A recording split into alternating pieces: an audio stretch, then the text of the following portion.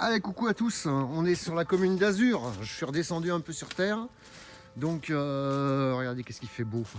Ah là là, on croirait la Guadeloupe. Enfin, ou presque. Donc voilà, enfin bon. Guadeloupe super, hein.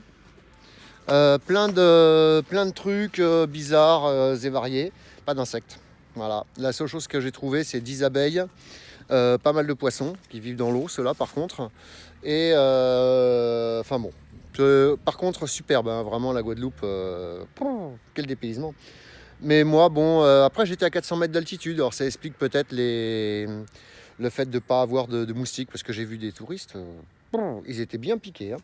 Ils devaient être contents. Enfin bon, alors, aïe, je passe. Je vais vous montrer quelque chose. Donc là, j'ai fait un nid de frelons asiatiques en plein hiver. Donc il fait 8 degrés. Voilà, je l'ai descendu à la canne, hein. Donc ce qui m'intéressait, c'était un peu vous montrer pour histoire que ça serve à quelque chose. Voilà, vous voyez, les nids sont complètement vides. Voilà, il n'y a plus rien dedans. Et voilà ça, si c'est pas beau. Voilà, ils sont entièrement vides. Ça, c'est la dernière galette, la petite de derrière. Et ici, vous avez leur isolant, toujours pareil. Bon, ça, on connaît, hein. Autopsie d'un nid de frelon, j'en ai fait assez pour pouvoir voir. Et quand même, comme c'est vraiment bien fait. Regardez-moi ça. Et puis ça tient bien, parce que là, bon, il a plu, il y a eu du vent, il y a tout eu, quoi. Vous voyez, ils sont encore bien. Et voilà. Et donc, les galettes, les autres galettes. Alors celle-là, tiens, elle est intéressante. Je vais vous la montrer. Vous voyez, elles moisissent. Voilà. Et le problème du frelon asiatique, c'est les parasites. Donc tout ça, c'est entièrement vide. Vous voyez, celle-là aussi est très moisie. C'est entièrement vide, donc ça sert à rien de détruire un nid de frelon en plein hiver. Achetez-vous plutôt, je sais pas moi, quelque chose, quoi. Hein, un truc qui vous fait plaisir, un resto par exemple, ou pas. Donc voilà, bon, on a donc toutes les galettes sont vides, donc les nids en plein hiver, c'est plus la peine, c'est trop tard. Bon, après le problème c'est que les gens ils les voient pas toujours, hein. Donc voilà. Alors après, par contre, quand vous avez des maisons comme ça un peu isolées, faites attention derrière les volets, sous terre. J'ai trouvé vraiment des trucs assez impressionnants. Je vais vous mettre ça en vidéo parce que j'ai pas mal de vidéos que j'ai pas eu le temps de mettre.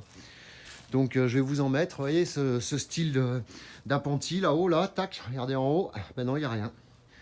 Mais il y aurait pu y avoir quelque chose. Ah, les pins, toutes sortes, hein. Vous avez tout, toutes les essences. Même le chêne-liège, j'en ai trouvé donc sous terre. J'en ai trouvé dans des compteurs d'eau, dans des... partout. Toute configuration. Voilà, donc peut-être un petit coup d'œil comme ça, hein. De toute façon, si vous voyez quelque chose d'anormal, moi, le but, c'est toujours pareil. Ça, c'est un aller-retour d'insectes d'un point fixe, c'est dangereux. Souvenez-vous-en, c'est vraiment la base. Sous une table, j'en ai trouvé. Bah, vous regardez ma chaîne YouTube et puis vous verrez bien. Si vous voulez, hein, c'est pas une obligation, hein, surtout, hein. Vous faites comme vous voulez. Et après, donc là voilà, ces petits garages, tout ça, ces petits trucs. C'est assez courant de trouver des choses là-dedans, vous voyez. Tac, tac. Ah, les avant-toits. Bon, après, voilà, par exemple, si jamais... Voilà, on va dire qu'ici, il y a un nid de frelon derrière cette porte. Si vous voyez rien voler, bon, bah, vous pouvez ouvrir tout doucement quand vous n'êtes pas là, parti depuis un mois ou deux. Mais par contre, si vous commencez à voir du frelon qui sort de dessus, comme ça, voum, voum, aller-retour, vous ouvrez la porte, vous avez de grandes chances de vous faire piquer avec. Et ça fait très mal. Voilà, alors par contre, ça, c'est très intéressant, c'est le camélia. C'est une des fleurs préférées du frelon asiatique, c'est surtout la première qu'il trouve. Donc du coup, il adore venir butiner ça. Et là, vous pouvez peut-être essayer de piéger au printemps, dès que les frelons sortent, hein, vous allez vite les voir.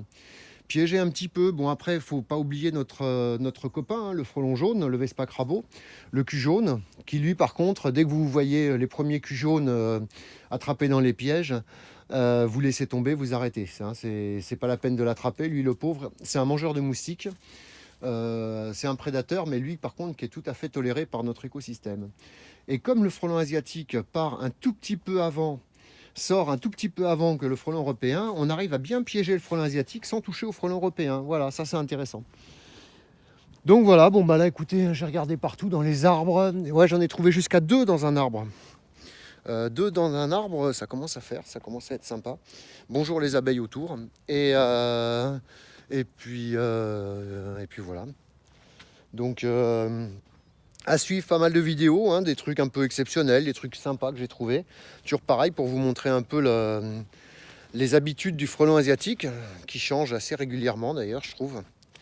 Et puis j'espère que ça vous plaira et que vous trouverez des choses qui peuvent vous servir. Donc souvenez-vous, au printemps, un petit piège. Il y a plein de tutos sur internet. Si vraiment vous voulez, je vous en fais un. Mais bon, il y a plein de tutos là-dessus. C'est pas la peine que j'en fasse un de plus. Pour vous montrer justement le truc. Hein, bon, pour pouvoir piéger les insectes, ça peut être pratique. Voilà. Allez, sur ce, un nid vide en moins. Bon, je préfère quand même quand ils sont pleins, il y a un peu plus d'action. Et la suite au prochain numéro.